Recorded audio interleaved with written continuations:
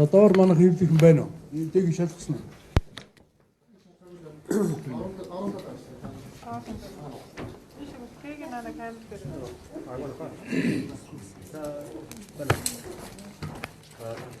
За манайхан дуу мөн зүмөр үү?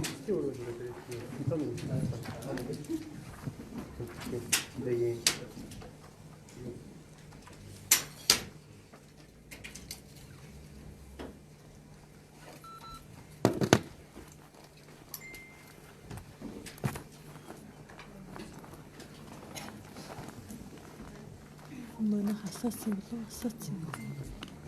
Дэг хасаасан. За ихлэхөө манайхан. Хэлнэ үү? За бидний урилгыг хүлээж авч хүрэлцэн баярлалаа.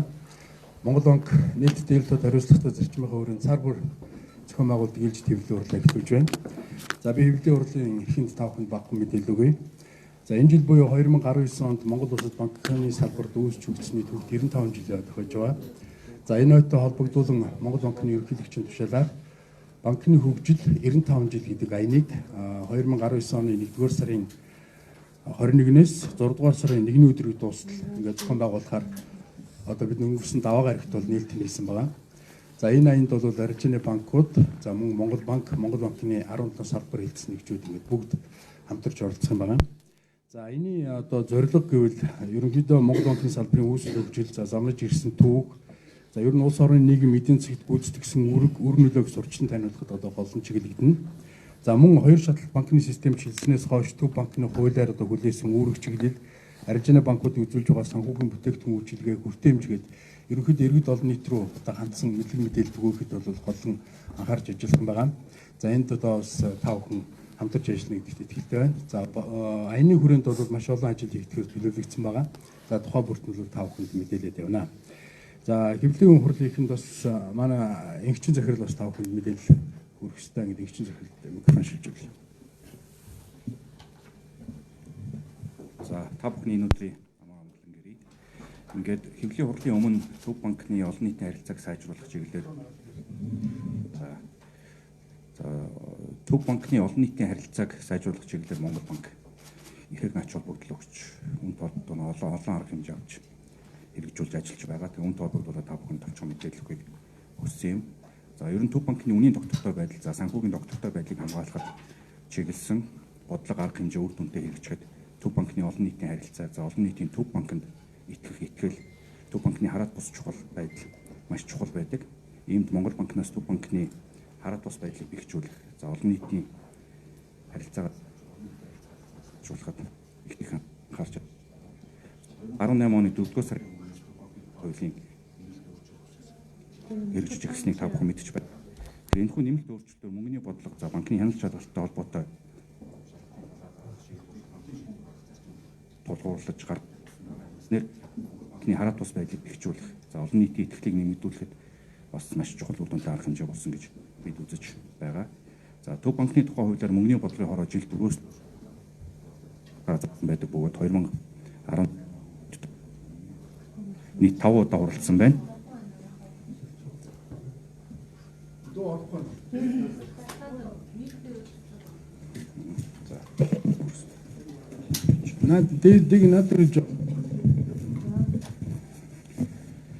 За би түрүү хэлсэнчлэн ер нь Төв банкны мөнгөний доктортой байдал, за санхүүгийн доктортой байдлыг хамгаалахад чиглэсэн бодлого арга хэмжээ үр дүнтэй хэрэгжих нь Төв банкнд итгэх олон нийтийн итгэл, за Төв банкны олон нийтийн харилцаа, за Төв банкны хараат бус байдлаас ихээхэн шалтгаалдаг.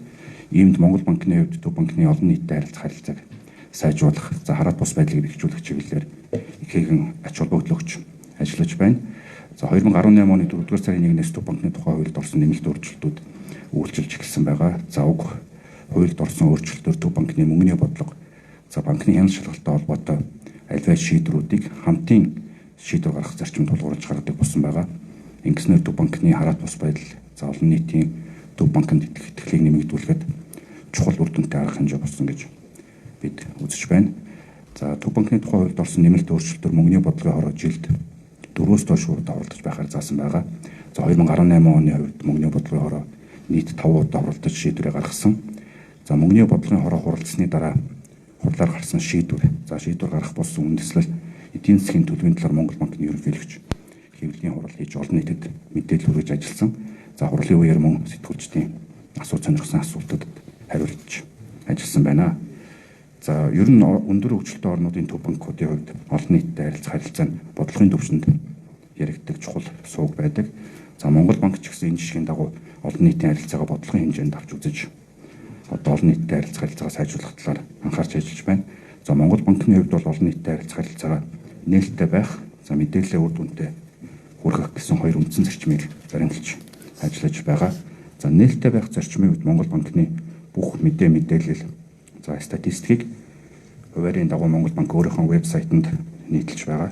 За мөн мэдээллийг ашиглахад хялбар болох үүднээс ихэнх мэдээлэлээ ашиглахад хялбар форматаар татаж авах боломжтойгоор Монгол банк олон нийтэд хүргэж ажиллаж байна. За мэдээлэлээ үр дүнтэйгээр хүргэх зарчмын хувьд иргэд олон нийтийн мэдээлэл авах суугтанд тохируулж Facebook, Twitter, YouTube хуудас, за ТV, радиогийн нэвтрүүлгийн цагтаа болох гэх зэргээр бүхэл төвшөнд за иргэддээ хүрч мэдээлэл өгөх ажлуудыг хийж байгаа. За хөгжмөнгүй улс орнуудын жишгээр олон нийтэд харилцах хэрэгслүүдэд мөн хөгжүүлж ажиллаж байна. Уг хэрэгслүүдэд хэвлэлийн хурал, за мөнгөний бодлогын мэдээлэл, мөнгөний бодлогын хорооны хурлын тэмдэглэл, инфляцийн тайлан гэх мэт зүйлс ордог бөгөөд эдгээр хэрэгслүүдийг Монгол банк сар удирлын давтамжтайгаар олон нийтэд хүргэж ажиллаж байна. За үүн дээр нэг зүйлийг нэмж хэлхийг хүссэн зүйл нь бол аливаа төв банкны мэдээлэл, за тэр тусмаа төв банкны ерөнхийлөгчийн мэдээлэл зах зээлд маш хүчтэй нөлөө үзүүлдэг. За төв банкны ерөнхийлөгчийн мэдээлэлд үндэслэж бизнес эрхлэгчид, за хөрөнгө оруулагчид хөрөнгө оруулалтын бодлого шийдвэрээ гаргадаг. Тэгэхээр зах зээлд оролцогч эдгээр бизнес эрхлэгчид, за хөрөнгө оруулагчдыг аливаа эрсдэлд оруулах, за хохиролд учруулахаас сэргийлэх зорилгоор төв банкны ерөнхийлөгчийн мэдээлэл нь бол судалгаа шинжилгээнд дээр үндэслэн, урьдчилан бэлтгэсэн байдлаар ерөнхийд нь олон нийтэд хүргэгддэг байгаа. За та бүхэн ер нь анзаарсан бол бусад орнуудын төв банкны ерөнхийлөгчид олон нийтэд харилцахдаа ерөнхийдөө урьдчилан бэлтгэсэн мэдээллийг одоо уншиж танилцуулах байдлаар одоо мэдээлэл түгээдэг байгаа. Өчигдөр гэхэд Японы төв банкны мөнгөний бодлогын хороо хуралдаж шийдвэрээ гаргасан. Тэгээ уг хурлын одоо шийдвэрийг төв банкныхны ерөнхийлөгч Курода танилцуулахдаа урьдчилан бэлтгэсэн мэдээллийг одоо олон нийтэд уншиж танилцуулах байдлаар мэдээлэл өргөж байгаа. Тэгэхээр Монгол банк ч гэсэн мөн бусад төв банкны нэгэн адилаар Монгол банкны ерөнхийлөгчийн аливаа мэдээллийг урьдчилан төлөвлөж тооцоолсон хуваарийн дагуу агуулгын хүрээнд олон нийтэд хүргэж ажилладаг байгаа. За энийг та бүхэнд өнөөдөр хэлсэн. Баярлалаа. За төв банк цаашдаа ч гэсэн та бүхэнтэй хамтарч ажиллана, ерөнхийдөө мэдээлэл олж авах одоо эрхийг хангахын тулд бол бас бүх талаар хамтарч ажиллана гэдгийг бас дахин хэлхийг хүсэж байна. За ингээд хэвлэлийн хурлын уламжлал ёсороо судалгаа статистикийн газрын захиргааны авчир та бүхэнд тав мэдээлэл өргөнө. За сайн байцгаана уу? Та бүхэнд энэ өдрийн мэндийг хүргэе. Энэ жилийн анхны худал. Тэгээд бид авахынд бол 2018 оны 12 дугаар сарын байдлаарх статистик мэдээллийг бол та бүхэнд танилцуулъя. Та бүхэнд бол дэлгэцнээс бол холбогдох мэдээллүүдийг илүү томоор харах боломжтой.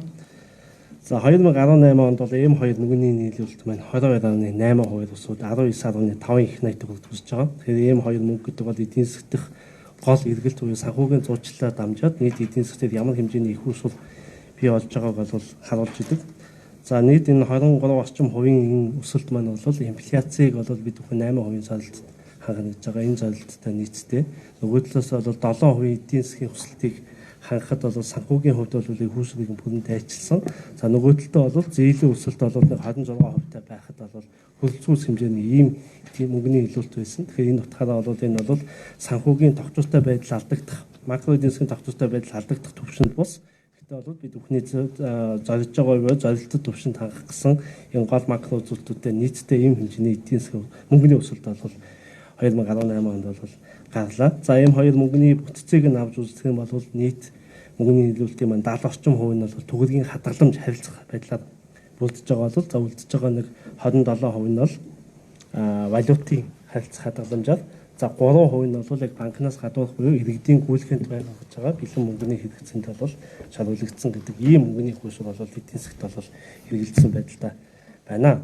За нийт хадгаламжийг авч үзэх юм бол нийт хадгаламж бол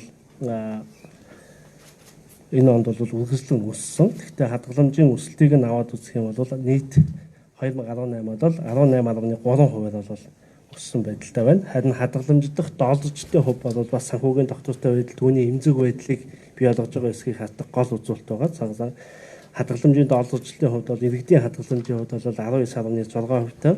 За банкуудын хадгаламжийн хувьд бол 41.1%-тай гэдэг. Яг бол банк байгууллагууд маань илүү гадаад валютын төлбөр хийдэг түүнд зориулсан байдлаар бол их үйлчлэгээ иргэдтэй харьцуулахад бол илүү өндөр хувьтай байдаг гэсэн ийм ерөнхийд үзэж байгаа бол 2018 оны туршид бол үргэлжлэн хадгалагдлаа. За энэ хэмжээний мөнгөний илүүлэлт эдийн засгт байх үед бол энэ мөнгө маань бол нөгөө талдаа эдийн засгт байршдаг. Байршуулалтын гол хэлбэр бол актив буюу түүний гол бүрдэл нь бол зээл байгаа. За нийт зээлийн өсөлт бол 2018 онд бол 26%-тай. За үүнийг дотор нь бол иргэдийн болон байгууллагын зээлийн өсөлтөөр навж үзэх юм бол иргэдийн зээлийн өсөлт бол 35%-тай. Буюу энэ онд бол 2018 онд бол харьцангуй нэлээд хурцтай өссөн. За тэр дундаа онцлог зүйл бол 2018 оны 4-р улиралд бол энэ зээлийн өсөлт бол харьцангуй хурцсан. Буюу 11%-аар өнгөрсөн 9-р сарын байдалтай харьцуулахад 11%-аар өсөлт нэмэгдээ 35% хүрч байгаа. За бизнесийн буюу хувийн сектор дээр үйл ажиллагаа эрхэлж байгаа байгууллагуудын зээлийн өсөлт бол 17%-тай байлаа гэдэг ийм статистик бол гарч байна. За энэ 17% өсөлт маань мэдээж хөрөнгө оруулалт түгээд дамжаад ажлын байр эдийн засгийн өсөлтөд бол санхүүгийн зурчлал бол эргээд нөлөөлсөний боловгоор нотлохоо болж байгаамаа.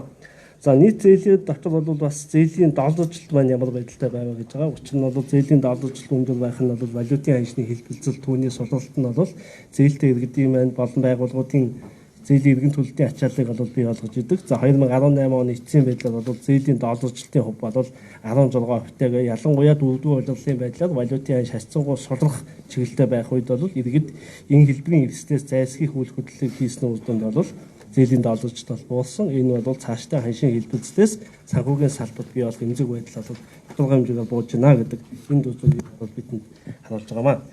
За зээлийн чанарын асуудал байгаа. Энэ бол ерөнхийдөө санхүүгийн тогтвортой байдал, банкуудын эрүүл хэрэг байдалд бол чухал нөлөө үзүүлдэг гол индикатор маань нэг. За зээлийн чанарын үзүүлэлт бол активын чанарын үнэлгээтэй холбоотойгоор 2018 оны 8 сар 9 сар дээр бол нэлээд том өөрчлөлтүүд бол гарсан тавхан мэдж байгаа бах. Тэгвэл бол 2018 оны сүүлийн 2 сар ялангуяа 12 дугаар сард бол чанаргүй зээлийн хэмжээ бол буусан байгаа. Тухайлбал 12 дугаар сард бол чанаргүй зээлийн хэмжээ 283 тэрбум төгрөгөөр буусан. Энэ хувьд бол 14% бол бууж байгаа. За чанаргүй зээлийн хувийн гол аль салбарууд дээр бие буулалт маань ажиглагддаг бол жижиглэн болон бүүний худалдаа, уул уурхайн салбарууд дээр бол энэ чанаргүй зээлийн гол боолтууд бол бий болж байгаа. Энэ бол ерөнхийдөө эдийн засгийн идэвхжил тэр дундаа уул уурхай дээр суурилсан за түүнээс уламжлагддаг эрэлтүүд болох энэ жижиглэн үйлчлэгээний салбаруудын үйл ажиллагааны идэвхжил түүгээд замжаад зээлийн иргэн төлөлтүүд маань ширэгж байна гэдэг юм битэл бол дүрж байгаа бол сүүлийн энэ сард бол 12 дугаар сарын байдлаар бол ажиглагдсан. За зээлийн үлдэгдлийн бүтцээр нь буюу энэ зээл маань аль салбарууд буюу аль салбарын ажил эрхлэл, аль салбарын үйл ажиллагааг бол илүү дэмжвэ гэдгийг бол харах зорилгоо бүтцийг нь хавдаг. За энэхэд бол бид бүхний бас өнгөрсөн жилийн хувьд бол нэлээд онцолж бодлогын ялангуяа макро зохистой бодлогын арга хэмжээг авахд нэлээд анхаарсан хэрэглээний шин чанартай зээл байгаа. Ялангуяа цалин тэтгэврийн зээл бол нийт зээлийн багцаа маань 26%. За түүний дараагаар бол худалдааны салбарын зээл 14%, за ипотекийн зээл буюу хөтлөх хөрөнгийн зээл 11% гээд байж байгаа. За энэ дундаа бол автомашины зээл бол нийт зээлийн багцын 3% боловч бол 2018 оны сүүлийн улирал буюу сүүлийн 2 сар дээр бол хамгийн өндөр өсөлтийг харуулсан зээл бол хэрэглээний тэр дундаа бол автомашины зориулалтаар болсон хэрэглээний зээл бол хамгийн өндөр хувьтай байгаа. Энэ сэтгүүр, цалин, тэтгэвэр, автомашин зэрэг энэ хэрэглээний зээлүүдийн хэд өндөр өсөлт бол эргээд өрхийгээ бол санхүүгийн хувьд авантад оруулах за тэр хүмүүсийн ирээдүйд бий учирч болзошгүй макро эзэслүүдэд хүртэх хэмжээг байдлыг бий болгодог учраас бол Төв банк энэ чиглэлийн бодлогын арга хэмжээг бол авсан цаашид бол энэ хэмжээний эзэслүүдийг бууруулах нэмэгдүүлэхгүй байхад холбогдох арга хэмжээг авахаар бол холбогдох судалгаа анхааралтай ажиллах байдал бол үргэлжлээд явж байгаамаа.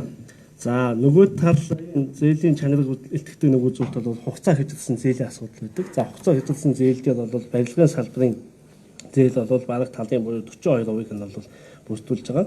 За харин уул уурхай худалдааны салбарын зээл бол чанаргүй зээлийн харьцангуйд бол хугацаа хэвдэлсэн зээлдээ бол бага уу бидний дурдсанчлан эдгээр салбарын үйл ажиллагааны идэвхжил сэргэж байгаа маань чанаргүй зээлийг бууруул хугацаа хэвдэлсэн зээл харьцангуй бага байх боломжийг бол олгож байгаа. За чанаргүй зээлийн бүтцийг авч үзвэл хамгийн өндөр хувьтай нь бол уул уурхай салбарын чанаргүй зээл бол нийт чанаргүй зээлийн 27%. За боловсруулах барилгын салбар бол тус бүр 14% байдалтай гэсэн статистик мэдээлэл бол гарч байгаа. За иргэдийн сонирхдаг гол бас зээлийн нэг төрөл бол ипотекийн зээл. Тэр дундаа бол 8% хөнгөлөлтөө зээлийн асуудлыг бол нэлээд сонирхдаг байгаа. За ипотекийн зээл бол 2018 оны 12 дугаар сард бол нийт 152 зээлдэгч нийт 100 тэрбум төгрөгийн ипотекийн зээлийг авсан. За үүний бол 56.2 тэрбум төгрөг нь бол яг 8% хөнгөлөлтөө зээл буюу хөтөлбөрийн зээл. За үлдсэн 43.8 тэрбум төгрөг бол яг банкуд өөрийнхөө их үүсвэрээр олгосон зээл байгаа. За би дээд гэсэн дурдчихсан.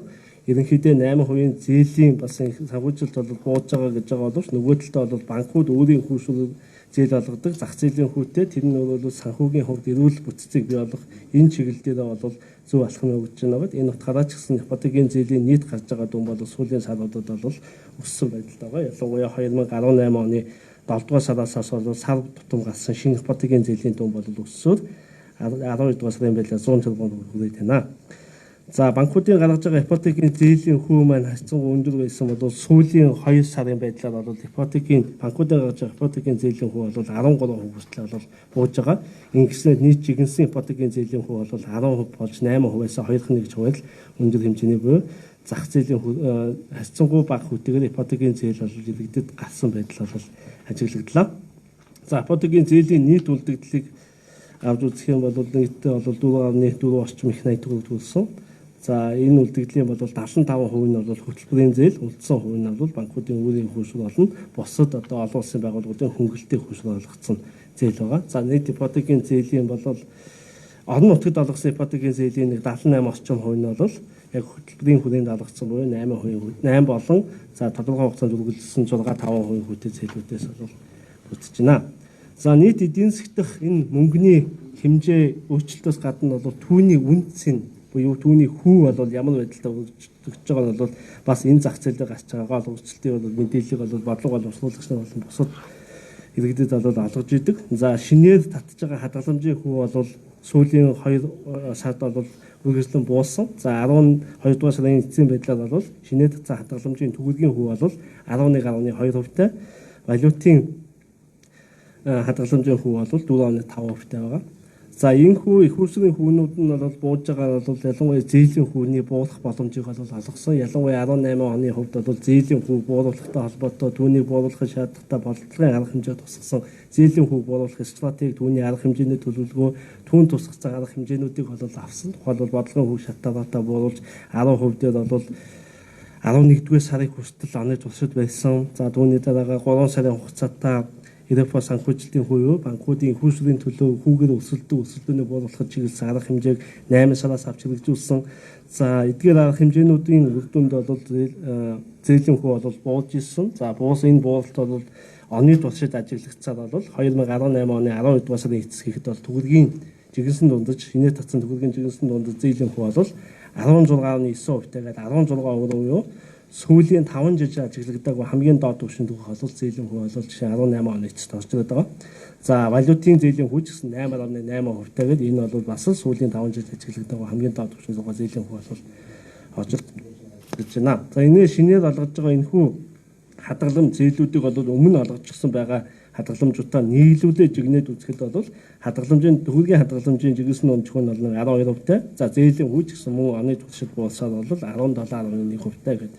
Ерөнхийдөө зээлийн хүү оны туршид бол 2.31%-аар бол буулаа гэдэг ийм зүйлс ажиглагдлаа. За зээлийн хүүний тархалтыг нь авч иж ямар хүн дээр хүмүүс аль хэмжээний зээлийг авж байгаа мэдээлэл бид бүхэн харах болцоотой байдаг. За энэ дээр харах юм бол энэ графикт байгаа цэнхэр тархалт бол өнгөрсөн оны 17 оны 12 сарын байдлаар улбас шатны бол 18 оны 12 сараар тэгэхээр та бүхэн харж байгаа бох ерөнхийдөө хүмүүсийн авж байгаа зээлийн хүү бол 100 гарт тийшээ шилжсэн буюу хүмүүс бол харьцангуй хямд хүүтэй илүү өндөр хэмжээний зээлийг бол авах болцоо бол бүрдсэн байгаа.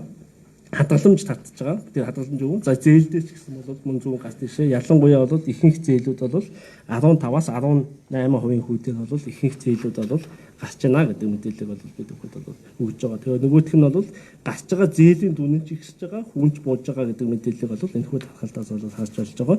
За үүнийг бол нийт өмнө олгочихсон байгаа зүйлүүдтэй жигнээд үтсэн ч гэсэн ерөнхийдөө бол үлдэгдлийнхаа хувьд бол их усрын зардал нь банкуудын за мөн олгож байгаа зээлийн хүн бол ерөнхийдөө буусаан гэдэг зүйлийг бол баталгаажуулсан график бол болж байгаа. За энэ бол миний мөнгө санхүүгийн сектор дээр гарсан гол өөрчлөлтүүдийн тухай мэдээлэл байлаа. За гадаад сектор буюу төлбөрийн тэнцэл дээр гарч байгаа мэдээллүүдийг та бүхэнтэй бол хуваалцсан. За одоогор бол яг бидэнд бэлэн байгаа албан ёсоор гарсан статистик бол 2018 оны 11-р сарын байдлаар эхний 11 сарын байдлаар гарчихсан төлбөрийн тэнцлийн статистик та бүхэнд тулгая. За нийт төлбөрийн тэнцэл бол 11-р сарын байдлаар бол 117.7 сая долларын алдагдaltaй байсан. За оны эцсээр буюу яг одоо 18 оны туршид бол 141.7 сая долларын алдагдaltaй буюу гадаад валютын нөөц энэ хэмжээгээр бол өнгөрсөн оны мууяас бол буулгах чиглэлд бол нөлөөсөн гэж бол ойлгож байна. Тэгэхээр энэ бол ерөнхийдөө гадаад валютын зах зээл дээр орох гарах усгалын зөрүү буюу валютын аншиг сулруулах чиглэлд бол гадаад сектороос бол маш өндөр дарамттай явж ирсний үлдэрлээ гэдгийг бол энэ асах 141.7 сая долларын алдагдлаар болж байгаа.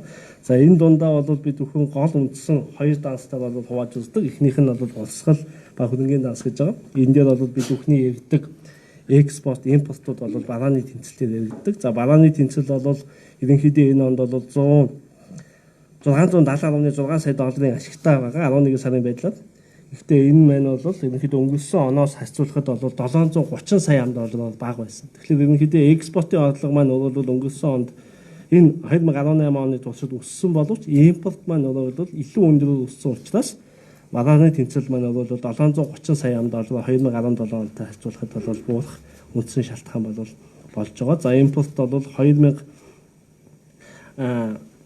экспорт импорт бол 2016 13 12 онуудад өндөр байсан. За үүнээс хойш бол нам байсан бол 2018 онд бол энэ хугацаанаас хойш хамгийн өндөр хэмжээний импортыг бол бид бүхэн бол 2018 онд бол ажигласан. За түүний дараа бол Монгол одоо улсгал тэнцлийг алдагдaltaй болгоод байгаа юу? Алдагдал маань бол та бүхэн харж байгаа 1 тэрбум 426 сая доллар байгаа. Үүний гол шалтгаан бол үйлчлэгээ болон анхдаж орлогын данснууд. Энэ бол тус бүрдээ бол 1.2 тэрбум орчим долларын алдагдaltaй бол гарч байгаа. За яагаад бид бүхэн үйлчлэгээ орлогын дансан дээр алдагдал гарч байгаа нь бол бид бүхэн мэдж байгаа. Монголоос гарч байгаа энэ экспортууд, Монгол руу орж иж байгаа энэ импортууд бол бүгд тээвэр хийж байгаа. Ялангуяа бол тээврийн тээвэрлж байгаа экспорт гадаад худалдааны тээвэрлэлтүүд энэ бол ихэнхдээ бол харьяат бус буюу Монголоос бусад гадны компаниудад төлж байгаа төлбөр үүнд бол бид бүхэн 427.3 сая доллар жишээ нь эхний 11 сарын байдлаар төлсөн байна. Аялал жуулчлалаар монголчууд маань гадаадаа цэвэр дүнгээр орсон гарсан аялал жуулчлалын зөвлөө бол 200 сая доллар буюу бид бүхэн гадагшаага 200 сая доллар аялал жуулчлалын зорилттой шилжүүлсэн байна. За бизнесийн зөвлөх үйлчилгээнүүдийг авдаг, инженер техникийн болон барилгын зөвлөх үйлчилгээнүүд авдаг. Үүндээ бол нийтдээ бид бүхэн бол 500 орчим сая долларыг бол гадаадын харьяат бусад бол төлж байгаа. Энэ бол үйлчилгээ бид бүхэн гаднаас авсны төлбөрүүд байгаа. За анхдаж орлогод их мэдж байгаа. Сүүлийн жилүүдэд бол Монголын бас гадаадын шууд хөрөнгө оруулалтаас орж иж байгаа зээлүүд бол нэлээд өндөр дүнээр өсөж байгаа. За үүнийг дагаад бол ноогдол ашиг бол жишээ нь 2011 оны 11 сарын эхний 11 сарын байдлаар 171 сая долларын ноогдол ашгийг бид нэр гадагшаа шилжүүлсэн. За бондын хүүний төлбөрт бол 255 сая долларыг төлсөн. За зээлийн хүүний төлбөрт бол 800 сая долларыг бид бүхэн төлөөд байна. Тэгэхээр ерөнхийдөө бид бүхэн бол энэ хэмжээний төлбөрүүдийг хийж байгаа маань үйлчлэгээ болон орлогын данс, за түүгээ дамжуулаад бол бид бүхний урсгал данс бол алдагдaltaй болж байгаа. Тэгэхээр ерөнхийдөө эдийн засгийн тогтвортой байдлыг хангах, эдийн засгийн төрөлжтийг бий болгох гэдэг бол эцэстээ энэ урсгал тэнцлийг бий болгох асуудал. Урсгал тэнцэл ашигтай байж гадаад валютын нөөц бүрэлддэг. Гадаад валютын нөөцийн өсөлт маань бол эдийн засгийн тогтвортой байдал тэн дундаа бол төгрөгийн гадаад валютын хязгаар шиг тогтвортой байдлын баталгаа болдог. Тэр утгаараа бол бид бүхэн үйлчлэгийн ангидаж орлогын дансууд дээр гарч байгаа голын өрчлөлтүүдийг ажиглаж түүн чиглэсэн эдийн засгийн бүтцийн бодлогыг чухалчилтаад байдаг бол бас энэ байдалтай. За 2018 оны зүйлсээр бол бид бүхэнд бас гадаад сектороос орж ирэх энэ хэмжээг байдлууд бол буураагүй өндөр хэвээр байгааг бол сануулсан ийм он жил болж өнгөрч байна. За санхүүгийн дансны хувьд бол харин урсгал тэнцлийн дээр гарч байгаа алдагдлыг нөхөд бол эргээд нөлөөлсөн ашигтай гарсан байгаа. Тухайлбал 1 тэрбум 375 сая долларын бол ашигтай гарч байгаа эхний 11 сарын байдлаар. За үүний гол цөмөн нь бол гадаадын шууд хөрөнгө оруулагчаас орж иж байгаа. Уул уурхайн салбар дахь гол компаниудад орж ирсэн гадаадын шууд хөрөнгө оруулалт бол эхний 11 сарын байдлаар нийтдээ 1 тэрбум 530 сая доллар байгаа даа. Энэ бол бид бүхэн 2013 оноос хойш ажигласан хамгийн том хэмжээний гадаадын шууд хөрөнгө оруулалтыг бид бүхэн бол шин ажиглаж байгаа. Тэгэхээр оюутлогоо 1-р шатны хөрөнгө оруулалтын үед бол аргул үлдээ хурж явах үед бол 4 тэрбум 200 сая орчиж гисэн. За үүнээс хойш бол ийм хэмжээний гадаадын шууд хөрөнгө оруулалтыг бол бид бүхэн 2018 онд бол ажиглалаа. За вакцины хөрөнгө оруулалтын хувьд бол бид бүхэн хөгжлийн банк бол 500 сая долларыг бондыг босгосон. За үүнийг бол гадаад зээлүүдтэй бол төлж байгаа. За 2017 оны сүүлд босгосон Цингс бондоос бол бид бүхэн 1-р сард бол 127 саяыг, за Дэмсам бондонд бол 141 сая долларыг төлсөн. Тэгэхээр ерөнхийдөө хөгжлийн банкны олжсон ийм бондын их хурс бол буцаад зээлийн төлбөрүүд болон өмнөх засгийн газрын бондын төлбөрүүдээр ерөнхийдөө бол тэр урсгалаараа бол нөхөгдөөд ерөнхийдөө вакцины хөрөнгө оруулалт бол 35.1 сая долларын ашигтай гарч байгаа. За бусад ансуудын хувьд бол бусад хөрөнгө оруулалтууд байдаг. Үүнд бол засгийн газар болон аж ахуйн нэгжүүдийн авсан зээлийн төлбөрүүд бол орж байгаа. За аж ахуйн нэгжүүд бол 2011 оны эхний 11 сарын байдлаар бол 443 сая долларын гадаад зээлийг бол төлсөн ийм зөвлөг ажиглагдж байна. За үүний бол 311 сая бол хөгжлийн банк бол гадаад зээлээ төлсөн гэдэг ерөнхий статистик мэдээлэл бол байна. За дараагийн гадаад секторын гол статистик бол Монголд ямар хэмжээний хөрөнгө оруулалтууд цэвэр дүнгээр орж ирчихсэн байна уу? Гадаад үр маань ямар байдалтай байна уу гэдэг статистик байгаа. За эдгээр статистик бол 3 дугаар улирлын байдлаар байгаа. За нийт хөрөнгө оруулалтын позиц бол бидний гадаадын харьяат бус Монголын харьяат бус иргэдээс бол 33.1 тэрбум долларын гадаадын хөрөнгө оруулалтыг Монголын иргэнээс авч ирсэн. За үүний бол 27.9 тэрбум доллар бол яг гадаад хөрөнгө оруулалтын статистик байна. За 3 дугаар улирлын гадаад үрийг бол 2 дугаар улирлтай харьцуулбал бол нийт бол өсөж байгаа 166 сая доллар. За үүнээс бол гадаадын шууд хөрөнгө оруулалтаас авсан зээл бол 396 сая доллар. За засгийн газрын авсан зээл бол 109 доллар, 50 доллар. За үүний бол гол нь бол нэмж зээл авсан гэсэн үг. Өмнө авчихсан бонд, үйл цаасных нь хүүний ахлах бичиг буюу хөнгөлцсөн хүний төлбөр. За дэлхийн засгийн дээр бонд авч байгаа үеийн өсөлтийн дахин үнэлгээсээ болсон өсөлтөөс болоод энэ өсөлт байна. За бид бүхэн өмнөх сонслоос хичээлд бол зөвхөн мөнгө санхүүгийн статистик болон гадаад сэтгүүлийн статистик гарсан өөрчлөлтөөс гадна бол ерөнхийдөө Монгол улсын статистикийн мэдээллийн сурвалжаар болсон. За эдгээр хэсгийн бол банкны өгсөн. За энэ зөвлөлтийг маань бол эдийн засгийн гол оролцоогчдод бичсэн хүлээж байгаа. Үнэхээр бол аж ахуйн нэгжүүд бол наам төвшин зөвлөлтөд дайнд за эдийн засгийн хэмжээнд за эдгээр бол үнэхээр ихэнх зөвлөлт өснөө энэ үнэхээр хамтдаа энэ бас үнэхээр эдийн засгийн хацгаа ялангуяа хэдэн шинэ үйлчлүүлэлт гарч байгаа мэдээлэлээс болоод эдгээр ихэнх юу хийж байгаа нөгөө талаар инфляцийн хүлээлтийн хангалттай нийт ерөнхийдөө инфляцийг хариуцж байгаа хүмүүсийн хичнээн хувь бол 38% төвшин болдог үүнээс авахаар хэлжээ. Хатварын хөгжүүлэлт бол нийт эрхлэлтийн 75%, аж ахуйн бизнес эрхлэлтийн бол 73% бол 8% болдог үүнээс доош байна гэдэг нэг энэ бол бас үнэн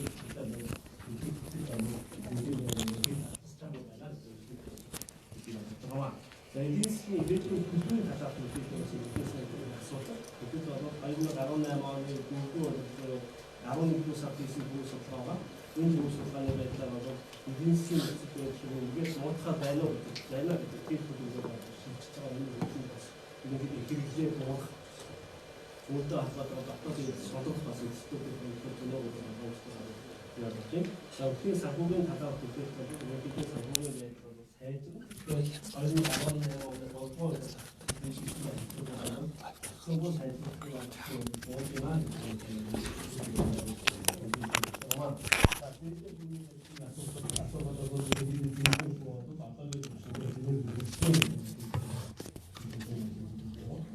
дараагийн бас мэдээлэл бол яг энэ зээл авах байгаа санхүүгийн гол хийж байгаа банкуд маань маш их эдийн засгийн хүлээж байгаа байна. За эдгээр эдийн засгийн банкуд хүлээж байгаа 2019 оны туршид бол үргэлжлэн өсөхгүй. 19 оны жишээ 3 дугаар төлөвлөс 6.8% өсөлтөөр байна гэж хэлж байна. За нэг зээл бол харин харьцангуй бол зээлийн өсөлтөнд багасна. Өсөл саарны бол хэмжээгээр гэсэн өснө. 19 онд бол зээл бол 16% өсөлтөд үзүүлэх болцоо байна гэж харуулж байна. За F2 мөнгөний өнөхөр зээлийг санхүүжүүлэх юм бол өсөлтөд ерөнхийдөө энэ оныхаа түвшинд бол үүсэх болцоо байна. Ерөнхийдөө өсөлт бол багцсан саана гэж харж байгаа. За зээлийн хүний хувьд бол 17.7%-аас бол 18% өсөлт багцгийн өсөлт харагдана. Энэ орчиндаа багтуулснаа гэж хэлдэг гэсэн.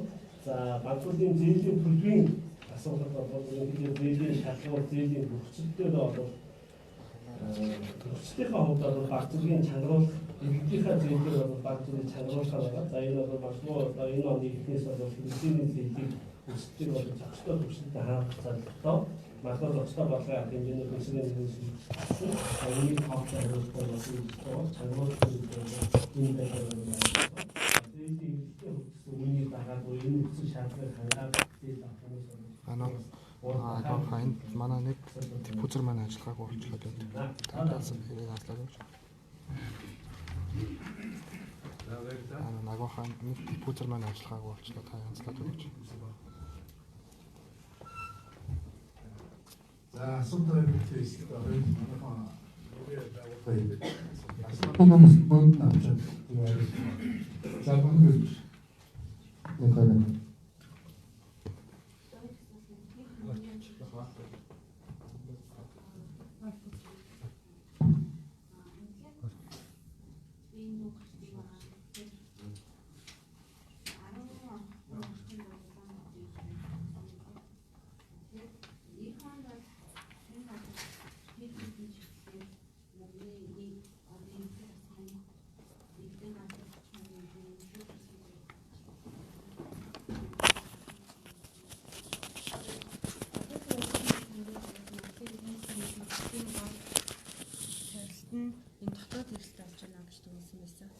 Тэгэхээр одоо энэ инфляцид засгийн газрын бодлого инфляцид хэрхэн нөлөөлөхөөр ямар дарамт болохоор байна.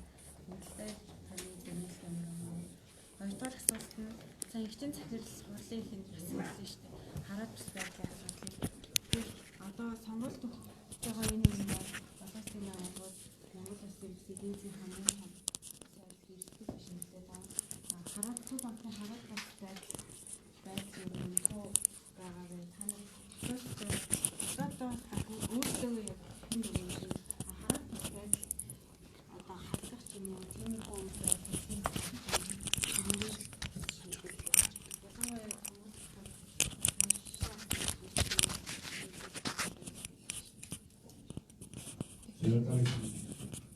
Синэглэзээс Эвэлдэлгээд 12 дугаар сард бүжиг хэмжээ болгох гэсэн байна. Энэ нь нөгөө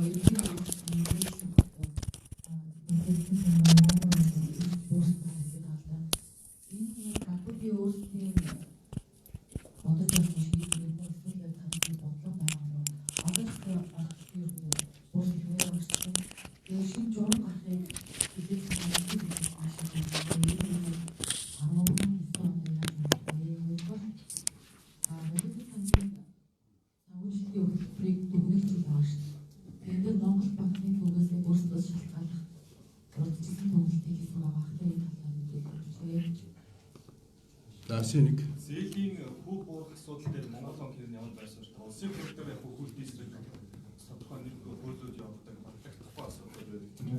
Сүүлийн үед сошиал дээр Монгол банкнд банк санхүүгийн байгууллагатай маш олон ажилтан байдаг гэх бодож байдаг. Тийм учраас одоо энэ мөнгө хөл дистрикт хүү буурах асуудал дээр 20 компани гэсэн юм шүүмжлэг байдаг.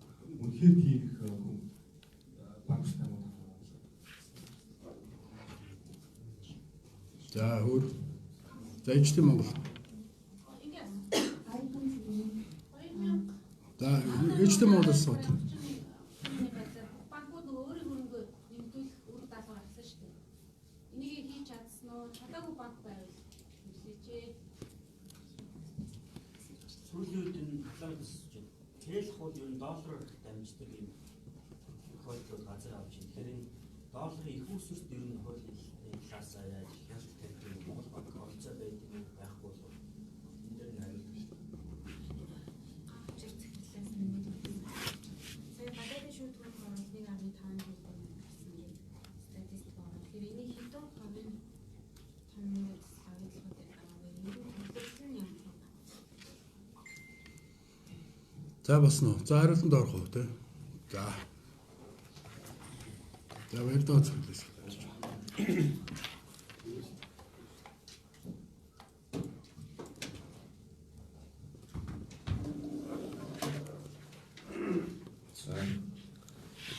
Энэ асуулт инфляцтай холбоотой асуулт байсан. За инфляц бол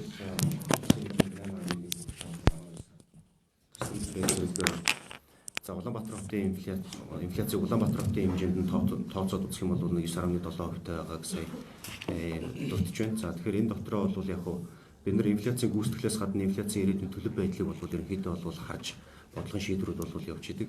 За энэ өөрөө юутай холбоотой гэхээр зэрэг мөнгөний бодлогын альва шийдвэр бодлогын арга хэмжээнүүд тодорхой хугацааны хоцрогдолтойгоор бол яг бодит үр нөлөө нь бол эдийн засгт бол бүрэн гардаг гэж бол бид нар ярьдаг тийм ээ. Тэгэхээр зэрэг өнөөдөр гаргасан шийдвэр бол нэг 4-6 удирлын дараа бол нөлөөлөл нь бол гарч эхэлнэ. Тэгэхээр хамгийн сүүлд бол бодлогын хүүг бол 11 сард бол нэмэгдүүлсэн. За энэ бодлогын хүүг 11 сард нэмэгдүүлсэн нь бол өөрөө нэгдүгээр олон хүчин зүйлийг бол харгалзсан үүссэн. Нэгдүгээр нь гадаад нөхцөл байдал тодорхой ус байдал үргэлжилж байгаа. Эдийн засгийн дотоод идэвхжил маш өндөр хурдтай явж байгаа. За дээрэс нь инфляц бол зорилт түвшний орчинд бол ойрхон явж байгаа. Энэ бүх зүйлүүд бол харгалзан үзэж энэ бодлогын шийдвэр бол гарсан. За яг уу 9.7% инфляцийг дотор нь хүмүүсийн одоо санаа зовх нь бол аргагүй л дээ 9.7% бол өндөр байна гэт. Тэгэхээр эний дотор нь бид нэр шалтгааныг нь бол шинжилж үзэх ёстой. За шалтгааныг нь харахад бол нэгдүгээрт улирлын шин чанартай нөлөөлөл бол маш хүчтэй байгаа. Тухайлх юм бол за махны үнийн өсөлт бол энэ нийт 9.7-ын Улаанбаатар хотын инфляцийн 1.7-ыг нь бол мах гэдэг бүтээгдэхүүн бол ангаараа тайлбарлаж байгаа. Ер нь мах гэдэг бүтээгдэхүүн маань өөрөө 12 сараас эхлээд 1 сараас цаашаа 5 сар хүртэл бол өмнө өсдөг ийм улирлын онцлогтой энэ улирлын хандлага бол явж байна.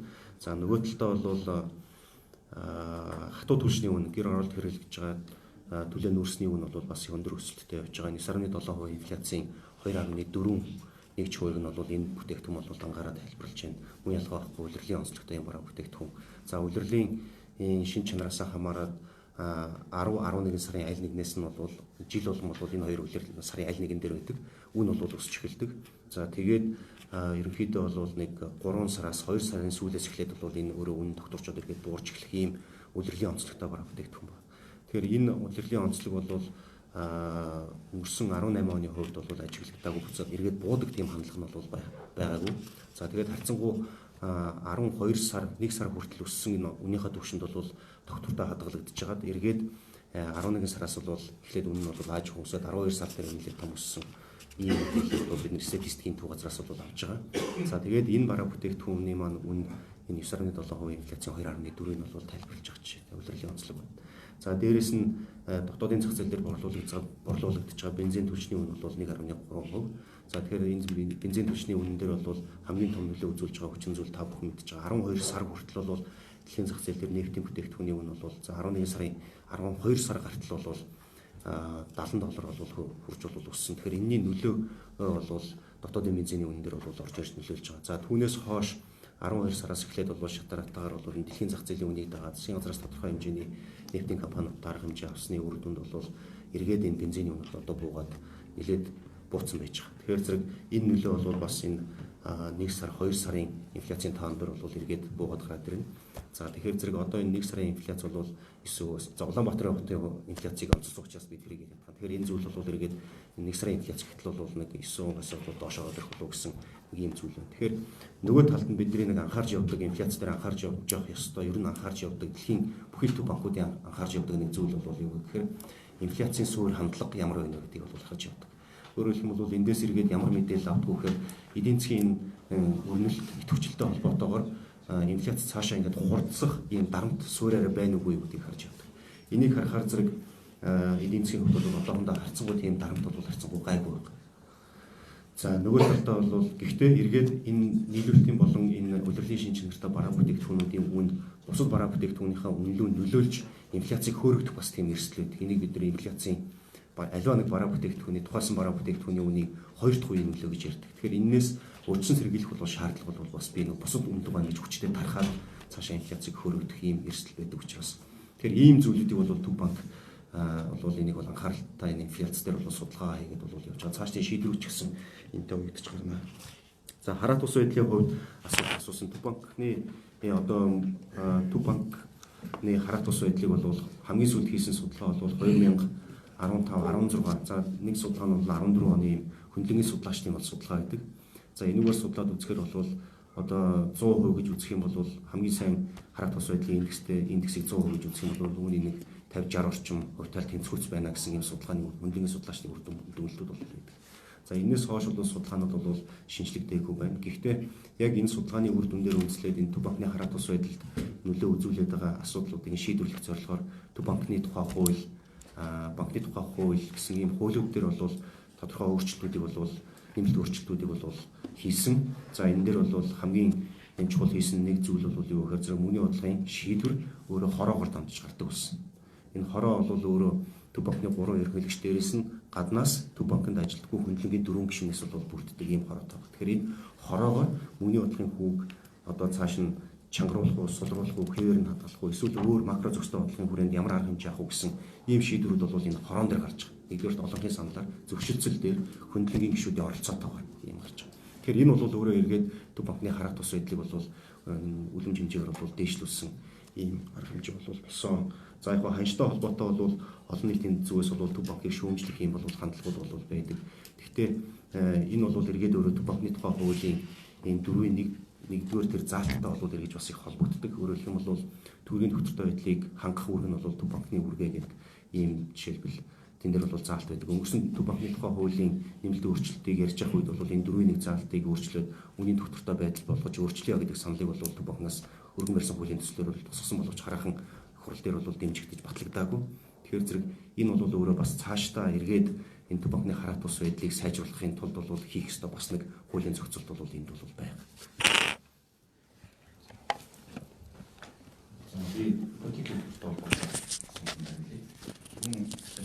Зөвхөн дурдсан байна. 2018 оны 12 дугаар сард нийт 1152 зээлдэгчийн 100 тэрбум төгрөгийн ипотекийн зээлийг банкуд олгосон байна гэсэн мэдээлэл байна. За энэ 100 тэрбум төгрөгийн зээлд бол мэдээж 8% хөтөлбөрийн зээл, за банкуудын өөрийн усраар олгосон зээлүүд мөн орж байгаа. За 2018 оны хувьд 8% хөтөлбөрийн хүрээнд нийт 310 тэрбум төгрөгийн санхүүжилтийг Монгол банк засгийн газраас олгосон байна. За үүнд Монгол банкнаас 191.2 тэрбум төгрөг, за засгийн газраас төсөвт тусгасны дагуу 118.1 тэрбум төгрөгийн санхүүжилтийг банкудад олгосон. За 2018 онд нийт 8% хөтөлбөрийн хүрээнд 4676 зээлдэгчийн ипотекийн зээлийг санхүүжүүлсэн байна. За засгийн газраас 2018 оны 12 дугаар сарын 5-ны өдөр орон сууцны өнгөлтөө зээлийн журмыг баталсан. За уг журмын дагуу за зээлдэгч тавигдах зарим шаардлагуудыг шинээр тогтоосон байгаа. За мөн санхүүжилтийн хүүг бууруулах замаар за арилжааны банкуудын их усрын хэмжээг нэмэгдүүлэх тийм шинжтэй өөрчлөлтүүд орсон байгаа. За Монгол банк засгийн газар барилга байгуулалтын яамнаас холбогдох ажлын хэсэг гараад за засгийн газрын энэхүү журмыг одоо хэрэгжиж байгаа журам заавар гэрээнүүдтэй хэрхэн нийцүүлэх үү гэдэг тал дээр ажиллаж байна. За Монгол банкны хувьд бол одоо яг өнөөдрийн байдлаар бол хөтөлбөр хэмжээ үргэлжилж байгаа. Монгол банкнаас одоо ипотекийн зээлийн багцын эргэн төлөлтөөс сар бүр 16 тэрбум төгрөгийг 8% ипотекийн зээлийн санхүүжилтээр банкудад олгодог. Энэ бол яг хэмээн үргэлжилж байгаа. Нэгдүгээр сард бол Монгол банкнаас 16 тэрбум төгрөгийн санхүүжилт олгогдоод явна. За засгийн газрын хувьд бол сангийн амнаас санхүүжилтийг улирал бүр олгодог байгаа. Тэгэхээр нэгдүгээр үйлрлийн санхүүжилт одоогийн байдлаар хийгдээгүй байна. За нэгдүгээр үйлрлийн санхүүжилт хийгдгээс өмнө бид нар засгийн газрын шинэ журамд одоо мөрдөгдөж байгаа журам заавар гэрээнүүдийг амжаад нийцүүлээд за засгийн газрын шинэ журмыг хэрэгжүүлээд явна гэсэн төлөвлөгөөтэй байна. За шинэ журмыг хэрэгжүүлэхэд бас нэг зайлшгүй анхаарах ёстой зүйл нь Монгол улс за Монгол банк засгийн газар олон улсын хувьд эдийн засгийн хэрэгжүүлж байгаа өргөдгсөн санхүүжилтийн хөтөлбөрийн хүрээнд бас тодорхой үүргүүдийг хүлээсэн байгаа. Тэгэхээр одоо энэ засгийн газрын шинэ журам за эдийн засгийн байнгын орноос мөн тогтоолгосон. Эдгээр тогтоолын энэхүү тогтоолын хэрэгжилтийг хэрхэн хэрэгжүүлэх үү гэдэг тал дээр бас эдийн сантай зөвшөөрөх тийм асуудал байгаа. Тэгэхээр бид нар энийг бас тодорхой болгосны үндсэн дээр хэрэгжүүлэх гэсэн төлөвлөгөөтэй байна. За энэ боломжийг ашиглаад бас төгрөгийн ам доллартай харьцах ханшин дээр гарсан өөрчлөлтүүдийн талаар та бүхэнд бас товчхон мэдээлэл өгье. За он гарснаас хойш төгрөгийн ам доллартай харьцах ханшныг 0.3%-аар чангарсан байна.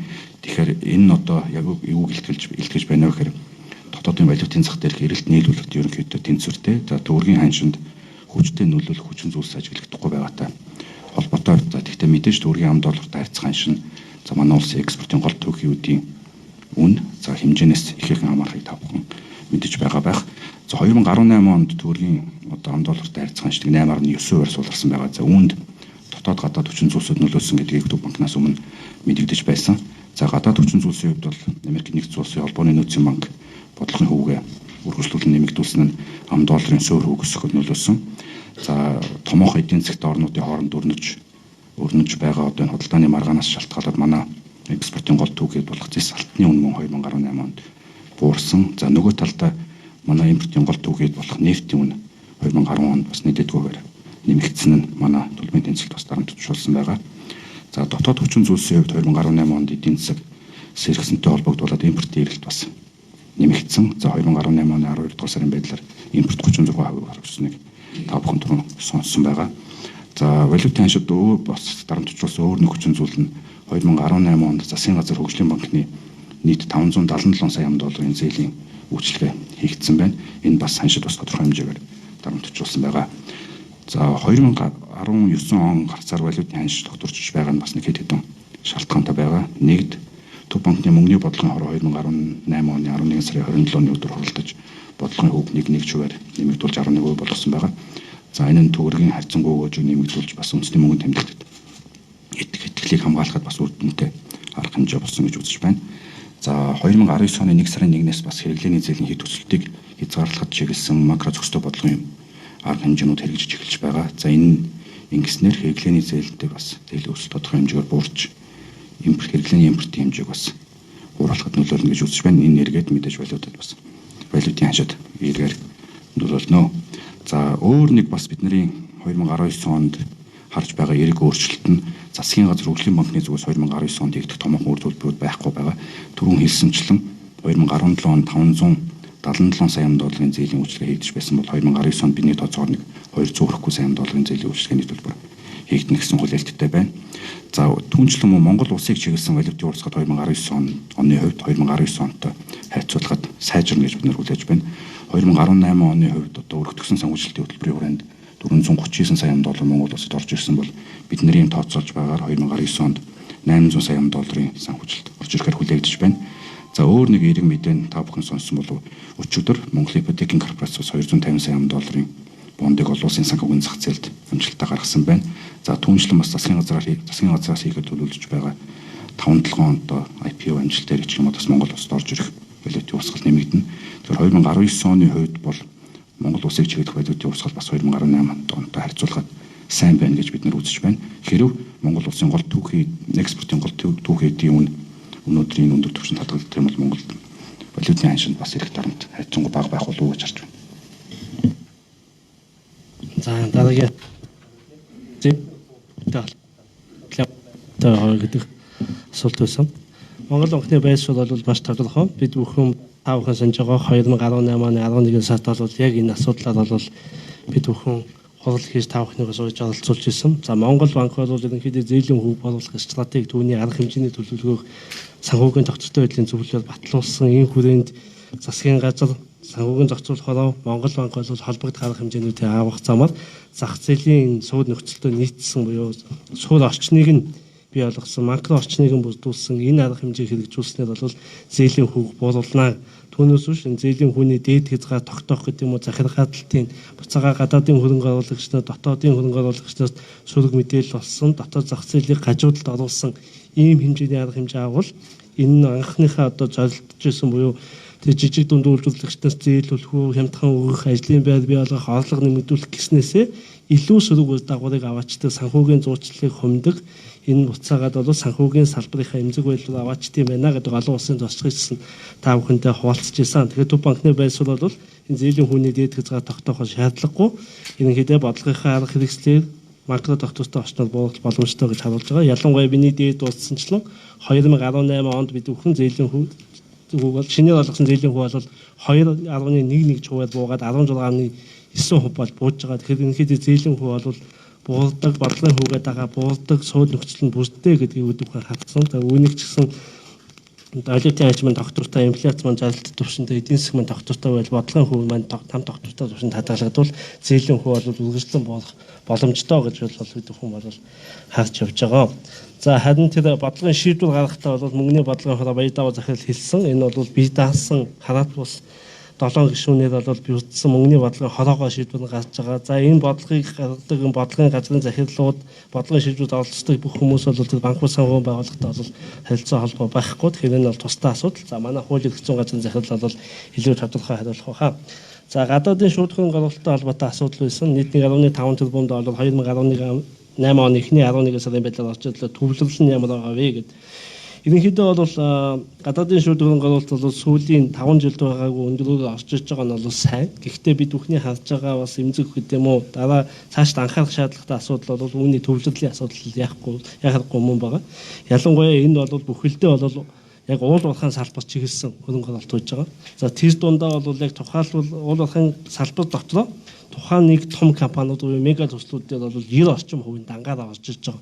Тэгэхээр бол одоогийн явж байгаа том мега төслүүд бол 2021 22 онд бол дуусах болохоор энэ бол гадаадын шүүх хөрөнгө бол буцаад нам болох уу? Энэ бол бас хөрөнгийн санхүүгийн урсгалыг бол татлах уу гэдэг юм зүг байдлыг бол бид бүхний өмнө бас анхааруулж байгаа. Тэгэхээр бол ерөнхийдөө бол бид бүхэн гадаадын шүүх хөрөнгө оруулалтыг таатах, түүний таатай орчин бүрдүүлэх гэдэг юм бүтцийн бодлого арга хэмжээндээ бол үргэлжлүүлээд анхаарах энэ маань бол экспортын төлөвлөлт, импортын эдийн засгийн төлөвлөлт гэсэн том зургаараа бол бид бүхний ялчгүй хийх ёстой зүйл. Түүний их усуд дотоодоос илүүтэй гаднаас орж ирэх ёстой. Ялангуяа гадаадын шууд хөрөнгө оруулалт байх ёстой. Энэ утгаараа бол бас бодлого боловсруулагчдын хувьд бол 2020 он хүртэл бодж төлөвлөх хийх зүйлс бол маш өндөр байгаа гэдгийг онцлогсон юм аа. За одоо аюулс зөвлөлтийг байгаа ёстой.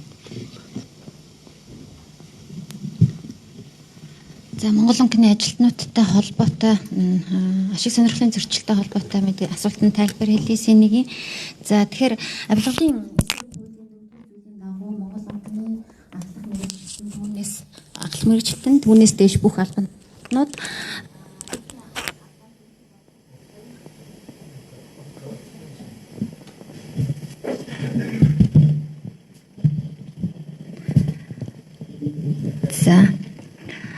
авилгалын эсрэг хуулийн 4-р зөвлөлийн дагуу Монгол банкны ахлах мэргэжилтэн түүнээс дэш бүх албан тушаалтнууд нь нийтийн албанд нийтийн болон хувийн ашиг сонирхлыг зохицуулах, ашиг сонирхлын зөрчилөөс усан сэргийлэх тухай мэдүүлгийг өгөөд авилгатай тэмдэг газраас одоо санал дүгнэлтийг авч иж туг дээр томилогддог байгаа. За хуулиар бол шууд одоо юу гэдгийг аж ахуй нэгж байгууллага ямар нэгэн газар хөрөнгө оруулалтыг хориглосон зохицуулалт бол хаасан зохицуулалт бол байхгүй. Гэхдээ одоогийн томилогдсон байгаа хүмүүс донд ямар нэгэн байдлаар АТГ-с ашиг сонирхлын зөрчилтэй байна гэсэн ийм асуудал бол үүсгэгдээгүй. Харин Монгол банкны дотоод хяналтын систем бол бас нэлээд сайн ажилладаг гэж би боддог. За энэ дээр бол Монгол банкны хөдөлмөрийн дотоод журам гэж байгаа. Дотоод журам дээр энэ холбогдлолтой зохицуулалтууд байгаа. Өөрөөр хэлбэл ашиг сонирхол үүсгэхээр ямар нэгэн аж ахуй нэгж байгуулалт хөрөнгө оруулах, ийм шийдвэр гаргалтанд оролцох одоо асуудлаас хэрхэн сэргийлэх вэ гэдэг зохицуултууд. За мөн 18 оны 6 сарын 1-ээс Монгол банкны ажилтны ёс зүйн дүрм гэж батлагдсан байгаа. Энэ ёс зүйн дүрмээр энэтэй холбоотой зохицуултыг нэлийн нарийн оруулж өгсөн. Өөрөөр хэлбэл Монгол банкнаас хяналт шалгалт хийдэг аж ахуйн нэгжийн нөлөө бүхий хувьцаа, өөрийн бицэг эзэмших, санхүүгийн аливаа үсмэл хэрэгэлд хөрөнгө оруулах зэрэгс одоо татгалзах ёстой гэсэн ийм заалт байгаа. Мөн энэ ёс зүйн маргаан таслах комисс гэж Монгол банкн дээр ажилладаг. Энэ комисс маань бол улирал тутам бас санал гомдлыг хүлээж аваад хяналт холбогдох одоо шалгалтыг хийгээд дүгнэлтийг гаргадаг байгаа. Үнэхээр ийм асуудал байгаа бол ашиг сонирхлын зөрчил үүсгэсэн аливаа үйлдэл Монгол банкны ажилтнаас хийсэн бол бүх хүмүүст одоо энэ комисст хандаад шалгуулах хэрэг байгаа шүү гэж бас хэлье. Мөн дотоод аудитын газар маань бас энэ давхар хяналтын системийг бас хийж ажилладаг байгаа.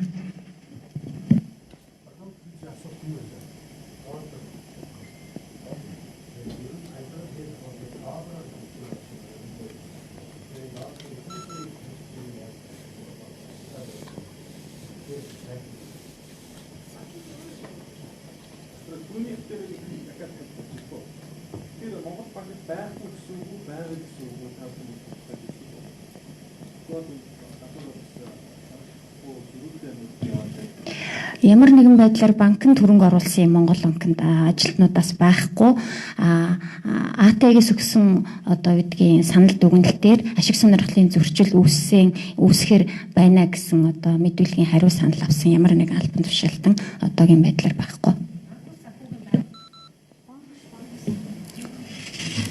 Санхүүгийн байгууллага бол манай хяналтанд хөвгөн зохицуулахаар хяналтанд байдаг шүү дээ тийм ээ. Хом дээр бөглсөн мэдүүлэг дээрээ одоо тэрийг оруулсан байгаа хүмүүс байгаа бол хомын шалгаад та нар харахад бол угаасаа мэдээлэл нэгддэг байгаа. За парламентын асуултанд бид бусдад нь хариулж өгнө. Санхүүгийн мэдээлэл албатай холбоотой учраас энд бол яг тайлбар хийх. За бацаахан цаг хэлдэг. Хариулж.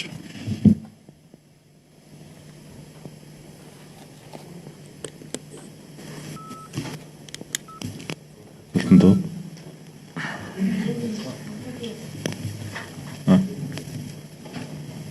За. Тэн тав мэдж байгаа Монголын банкны системд активын чанар үнэлгээ хийгдсэн байгаа. Тэгээд өөр нэмэгдүүлэх үүрэг бол өгөгдсөн. За 2018 оны турш бол банкуд нийтдээ бол 505.4 тэрбум төгрөгөөр бол өөр бол нэмэгдүүлсэн байгаа. Тэгмээ зарим хэлцэл бол яг он дамжаад одоо ингээд ойрын хугацаанд бол бүрэн бол хийгдчих байх. Тэгэхээр бол Монгол банкнаас зөв даалгавраар бол бүрэн биелүүлэх бол боломжтой байна гэж бол харж байгаа.